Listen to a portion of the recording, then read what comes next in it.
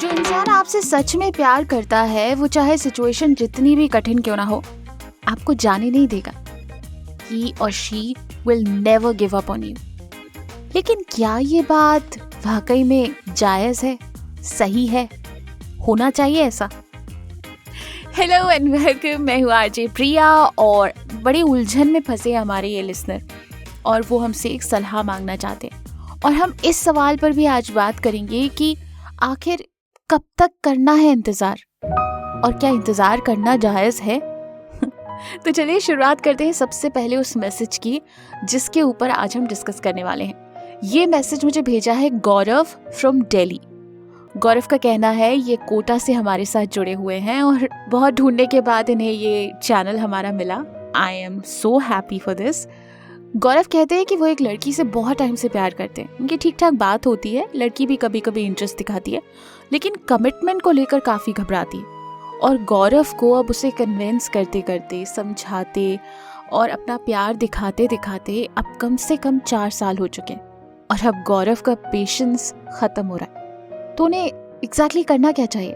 अगर हम बॉलीवुड की रियल लाइफ को देखें तो जवाब है कि भाई गौरव, गिव अप नहीं करना यार, लगे रहो, एक ना एक दिन तो हसीना मान ही जाएगी। लेकिन अगर हम रियल लाइफ देखें तो इस पूरे प्रोसेस में गौरव, तुम खुद को कितना हर्ट कर रहे हो?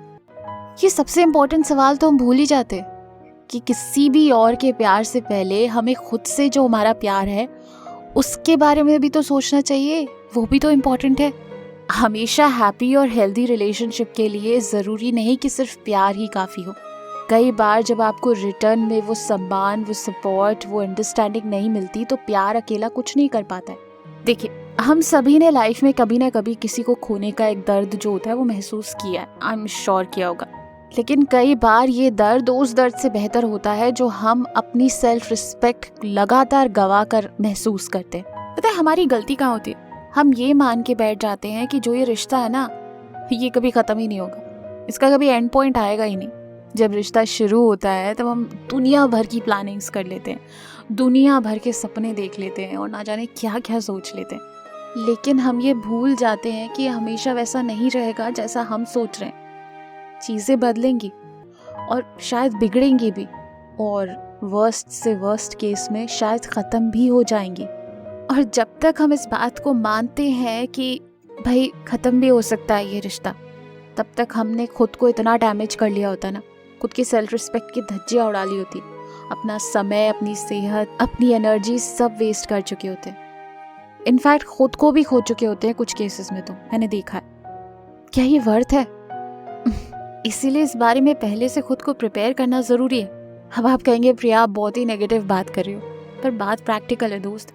मैं कहती हूँ इंतज़ार कीजिए, बिल्कुल कीजिए। ट्रू लव बड़ी मुश्किल से मिलता है, पर उस प्रोसेस में अपने सम्मान को, अपने सेल्फ रिस्पेक्ट को, खुद को मत खो दीजिए, वरना बिलीव मी उसके बाद अगर आपको प्यार मिलेगा भी ना तो वर्थ इट नहीं होगा।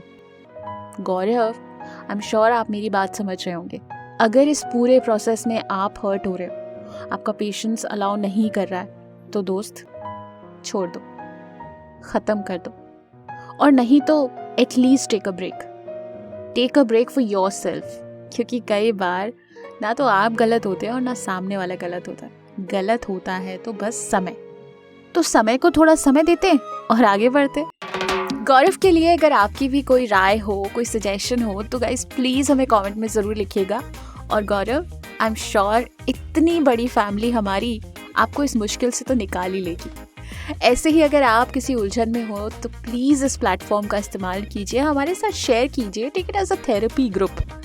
बात करते हैं और एक दूसरे की प्रॉब्लम्स को हल करते हैं। स्क्रीन पे दिए हुए ईमेल आईडी पर भी अगर आप चाहें तो लिख सकते हैं। अगर आप अपनी आइडेंटिटी को छुपाना चाहें तो मुझे लिखिए अपनी कहानी में, आपका नाम चेंज करके आपकी स्टोरी शेयर करूंगी। लेकिन प्रॉब्लम की जड़ तक पहुंचेंगे।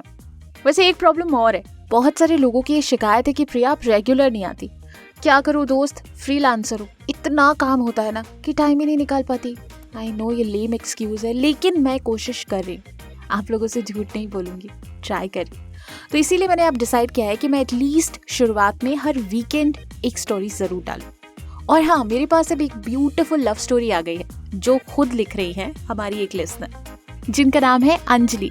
अंजलि की ये कहानी प्रतिलिपि ऐप पर भी है उन्होंने कहा है कि दी ये स्टोरी एपिसोड वाइज ही होगी और आप इसे अपने शो में ज़रूर लीजिएगा।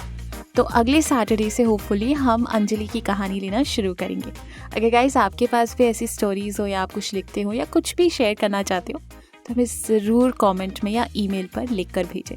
तब तक अपना ख्याल रखिए और जुड़े रहिए इस प्लेटफॉर्म पर। आपकी आरजे प्रिया के साथ। Stay tuned.